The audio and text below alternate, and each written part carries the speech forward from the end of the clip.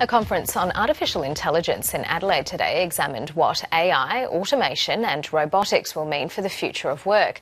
Will the advances in technology replace the need for humans in the workplace? The conference's keynote speaker, Prof Anton van den Hengel, is the director of the Australian Institute for Machine Learning at the University of Adelaide.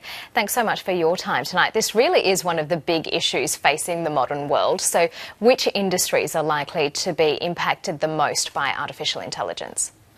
Well, the impact's in every industry, but it's not the way that people think that it's going to happen. It's not that there will be a bunch of robotic workers out there replacing people who are doing current jobs. What will happen is that we'll get better productivity and we'll get more efficient at what we're doing, and it will take fewer people to do the same jobs that exist now, but there'll be a whole range of new jobs invented that we haven't even thought of yet. Yeah, so what are the benefits of machines taking over a significant workload from humans?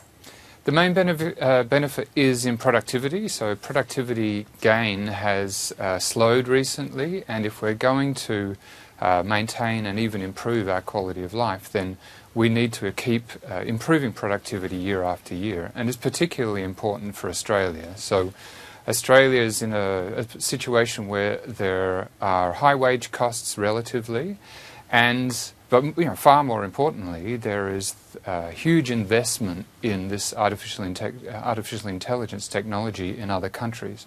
So China are spending billions, the US are spending billions. Amazon, Amazon.com just by themselves spend $23 billion in research every year.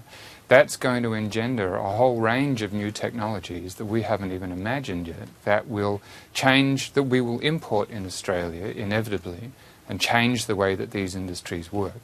It'll change mining and it'll change agriculture particularly, but it'll also just change the general way that we live our lives. The question for Australia is whether we're going to engage in this process. Australia is a net importer of most technologies, and right now we're on the threshold of whether we're going to be a leader in this space or just an importer. Yeah, so what do we need to do now in schools and universities to prepare the workforce of the future, and do we just need to stop teaching certain subjects?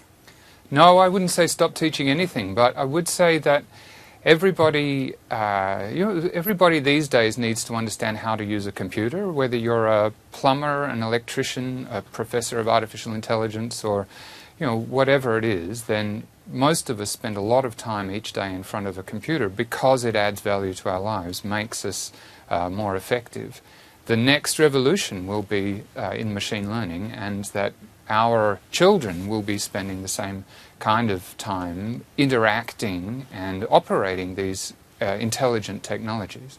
So if we want to drive that, if we want to participate in that, if we want our children to be more than just passive users of this technology, we need to give them the skills required to actively participate.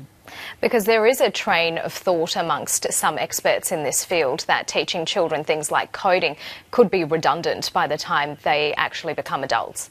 Yeah, I think that's a wonderful dream, but unfortunately we're going to be programming computers the old-fashioned way for a very long time.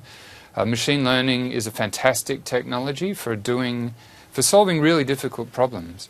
But if you're going to, if you want to write code for a vending machine or a bank account, or actually most of the code that runs in your autonomous vehicle, then it's going to be written the old-fashioned way, the way that people learn to code in high school right now. You mentioned autonomous vehicles, and there is this huge discussion in this area at the moment about how autonomous cars will decide whether to save passengers or pedestrians. What's your thoughts on that? I think it's a really interesting question, but there's a problem with this area in general, that people blame the messenger. So right now that decision is made in a microsecond by a human being operating on a small fraction of the information that they might like to have if they had a week to think about the philosophical implications. Driverless cars give us the opportunity to really make that decision properly, to think about it and to come up with a policy of how we believe that that car should operate.